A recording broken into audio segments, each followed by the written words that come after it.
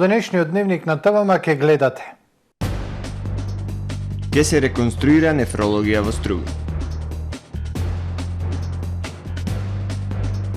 Полицијата врши притисок врз раководството на партискиот огранок на Левица во врска со протестот против отворање на бугарскиот клуб, се пожали од партијата.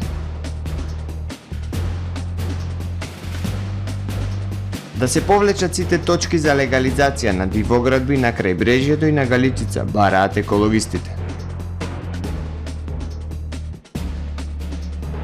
Во продажба расипани млечни производи пријавуваат купувачи до организацијата на потрошувачи. 38 лица убиени во градинка во Тајланд, од кои 23 се деца. Ги погледнавме кратките најави. Со дневникот започнуваме повременската прогноза. Останете со нас.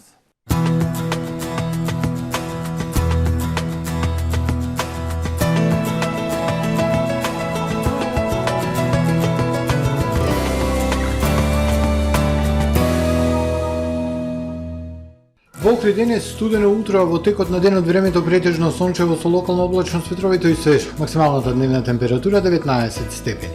Во попладневните часови зголемување на облачноста. Во текот на ноќта кон петок ќе биде претежно ветро со локална облачност. Утре над британските острови, северозападна Европа, Скандинавија умерено облачно и нестабилно со врнежи од дожд. Ќе има и засилен ветер. Во останатите делови од Европа, доминација на полена воздушен притисок, кој ќе донесе ведро време со локална облачност. На Балканскиот полуостров во петок претежно сончево со локална облачност, ветровито и потопло време со пораст на дневните температури кои ќе бидат во вообичаениот интервал за овој период на годината. Максималните од 20 до 26 степени Целзиусови. Во Македонија во петок студено утро со утрински температури во благ пораст, ке се движат од 2 до 10 степени. Во текот на денот претежно сончево со локална облачност и потопло време. Максималните дневни температури од 18 до 26 степени Целзиусови. Во Охрид во петок свежо утро, во текот на денот претежно сончево со локална облачност, ке дува и до умерен североисточен ветер. Минималната температура 8, дневната 22. Во сабота претежно сончево време со локална облачност и топло, максимални 22 степени Целзиусови. Во недела и понеделник ќе биде умерено облачно со повремени сончеви периоди, минималната температура 9, а максималната дневна ќе достигне 22, односно 21 степен Целзиусов.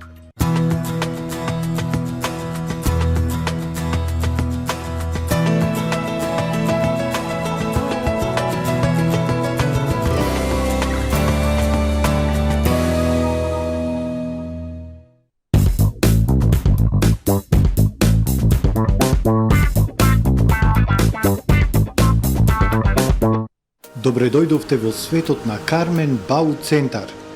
Во беспрекорно уреден продажен простор, купувањето во еден Бау Центар никогаш не било попријатно.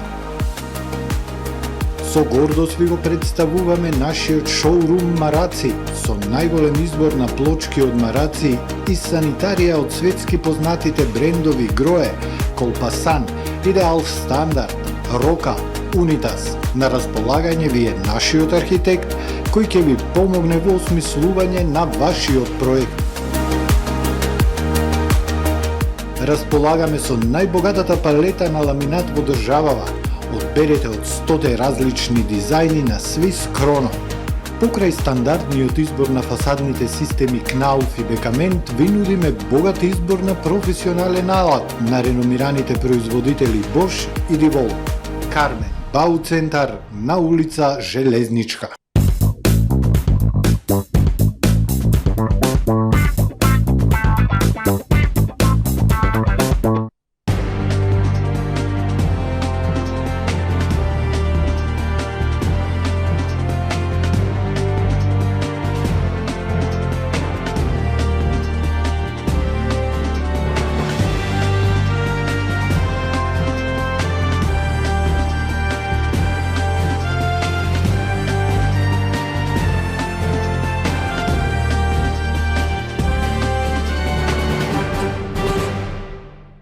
Добар ден, прво издание на Дневникот на ТВМ телевизија. Со 350.000 евра ќе се реконструира специјалната болница за нефрологија во Струга. Ќе се менуваат подовите, модернизираат операционите сали, дограмата и целосно ќе се реновира одделот за холидеј диализа.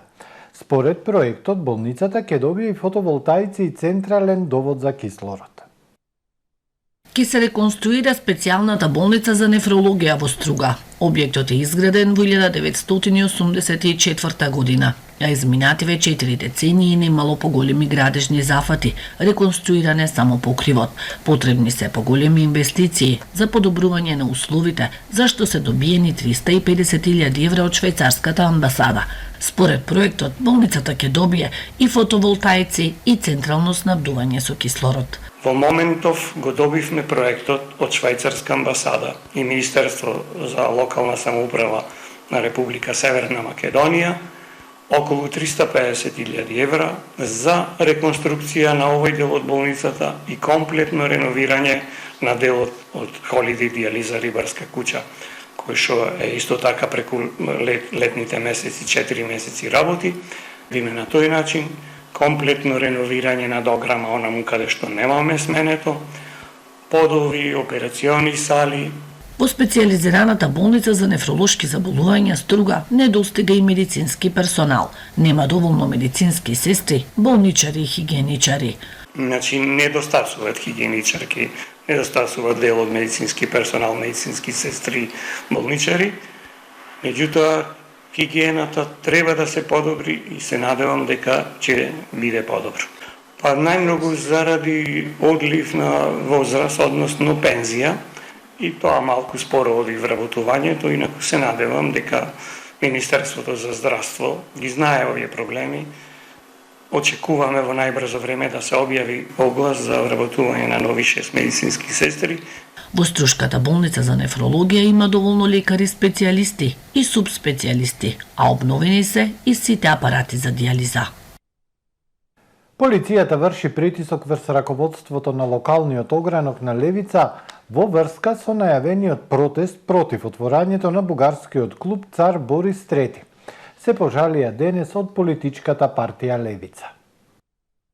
Во врска со утрешниот протест против отворањето на граѓанското здружение кое го носи името на фашистот и соработникот на Хитлер, Цар Борис III, Охридската полиција преку телефонски јавувања и други слични методи на притисок, пречекорувајќи ги своите овластувања, го малтретира и вознемирува раководството на локалниот огранок на Левица Охрид, се вели во објавата на партијата на Фејсбук. Од партијата ги повика одговорните во СВР Охрид да престанат со обиди за саботирање на протестот. Поедно порачаа дека нема да подлегнат на, како што велат, подли методи за заплашување и дека утре заедно со жители на Охрид ќе излезат на протестот кој е најавен со почеток од 11 часот и 30 минути на улицата Македонски просветители пред трговскиот центар АМО.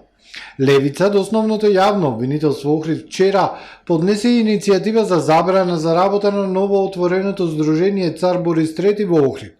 Очекуваме реакција од јавното обвинителство и останатите државни органи за постапување и спречување на овој опасен тренд на наметнување и воздигнување на докажани фашистички дејци и државници на окупаторски држави, за кои реагираше и еврејската заедница во Македонија, соопштија од партијата. Официјалното отварање на бугарскиот клуб од страна на здружението Цар Борис III е закажано за утре во 12 часот. Лидерот на опозиционата ВМРО ДПМНЕ Христијан Мицковски изјави дека го поддржува најавениот протест во Охрид против отворањето на бугарскиот културен клуб именуван Цар Борис III. Повика масовно да се излезе на протест, но тој да биде мирен, демократски и без инциденти. Протестот е демократско право, треба да се протестира и секој некој што сака да протестира да излезе, да протестира. Тука да немаме никаква дилема, само повикувам тој протест да биде мирен. Тоа е суштината, за да не дозволиме повторно да печелат на ваквите настани оние кои што ја втурнаа Македонија во оваа ситуација, тоа е коалицијата СДСМ и ДУИ. Значи да не им дадеме алиби на тие кои што доведоа, кои што се причината Македонија да биде во оваа ситуација. Протест да, го поддржувам, ги повикувам масовно граѓаните да излезат и да го поддржат тој протест, но истовремено тој протест апелирам да биде мирен и демократски и да не дозволиме било каков инцидент да ја дефокусира јавноста од реалните проблеми, а тоа се инфлацијата, криминалот, корупцијата, енергетската, финансиската криза и уште многу други проблеми со кои што Македонија денеска се сочува. Во врска со отворањето на бугарскиот клуб, реакција од Сојузот на борци од Народно-ослободителната антифашистичка војна на Македонија 1941-45 и граѓаните продолжувачи. Сојузот на борци на Народно-ослободителната антифашистичка војна на Македонија 1941-1945 и граѓаните продолжувачи истакнува дека не е воопшто против отворање на здруженија на граѓани, но најостро го осудува чинот на отворање здруженија користејќи ги имињата на личности од историјата кои длабоко и болно ги побудуваат чувствата на нашите граѓани од минатото. Секогаш сме биле и ќе останеме на страна на пријателството и добрососедството, но ваквиот чин го осудуваме и истиот не представува чин на добрососедство. Против истиот го подкопува со животот, добрососедството и патот кон европските вредности. Е заклучокот од денешната седница на главниот одбор на Сојузот на борци. Да се повлечат сите точки за легализација на дивоградби на локации на крајбрежјето на Охридското езеро или во границите на Националниот парк Галичица, се додека не се донесат сите урбанистички планови и други акти во согласност со препораките на УНЕСКО, бараат активистите од Охрид СОС. Тие реагираат на точките за легализација кои се на дневен ред на утрешната седница на Советот на Општина Охрид, за кои ја информирале Комисијата за управување со светско природно и културно наследство во Охридскиот регион. На 17-та седница на Советот на Општина Охрид, закажана за утре на дневен ред, повторно на мала врата се внесени неколку точки за легализација на дивоградби, дел од кои на брегот на Охридското езеро или во рамки на Националниот парк Галичица, односно катастарски општини Љубаништа, Пештани, Охрид 4 Велестово, реагираат од Охрид СОС. Преку вметнување на овие бесправно изградени објекти во овој момент и на ваков начин се врши непочитување од страна на властите на преземените обврски согласно препораките на УНЕСКО, велат активистите, посочувајќи дека не може да се легализира во подрачјето опфатено со урбанистички план за крајбрежје, кој што се уште не е донесен, а за селата во тек е изработка на урбанистички планови согласно принципите за заштита на исклучителната универзална вредност на подрачјето.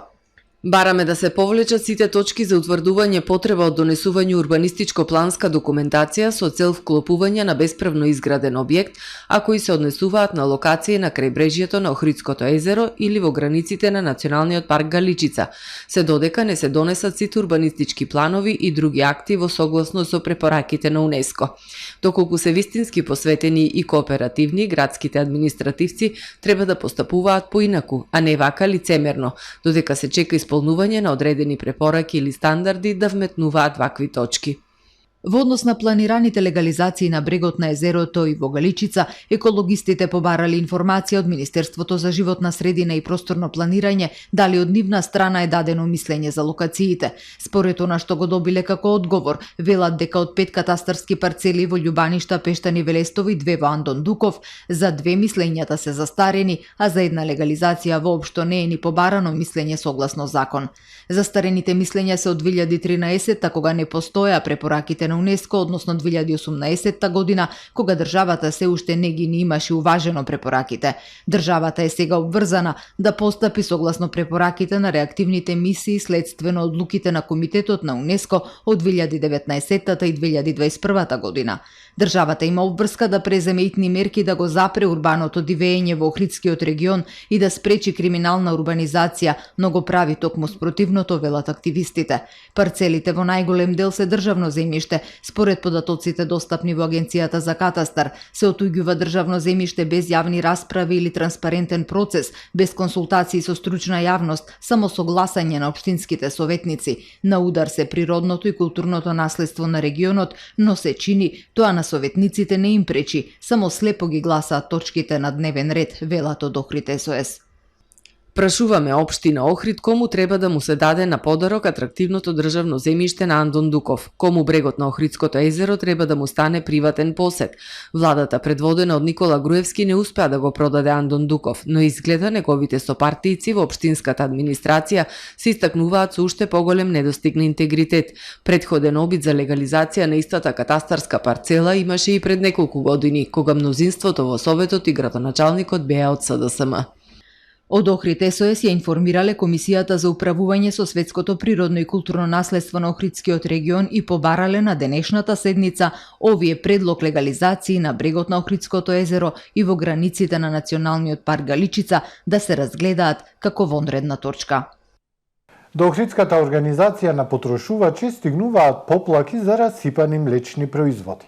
Нема сознанија дали тоа е резултат на енергетската криза која ги принудува трговците на штедење со исклучување на фрижидери за одржување на производите. Охриѓани како потрошувачи реагираат и на случаи со различни цени на рафт и на каса.